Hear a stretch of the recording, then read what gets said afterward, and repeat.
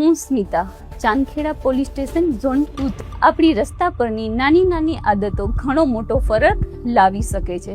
જેમ કે સિગ્નલ પર આપણે 30 સેકન્ડથી વધારે રોકાવું હોય તો આપણે વાહનનું એન્જિન બંધ કરી દેવું જોઈએ. ટર્ન લીધા પછી વ્હીકલનું ઇન્ડિકેટર બંધ કરવાનું યાદ રાખવું જોઈએ, જેથી આપણી પાછળ આવતા વ્હીકલોને પરેશાની ના થાય અને મિસગાઈડ ના થાય. એમ્બ્યુલન્સ અને ઇમરજન્સી વાહનોને તરત જ માર્ગ આપવો જોઈએ, જેથી એમ્બ્યુલન્સ જેવા ઇમરજન્સી વાહનમાં કોઈનો જીવ બચી શકે છે.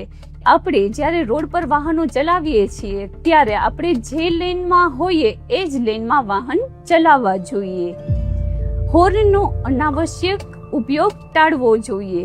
આપણે સૌ નાની નાની આદતોથી ઘણો બધો બદલાવ લાવી શકીએ છીએ.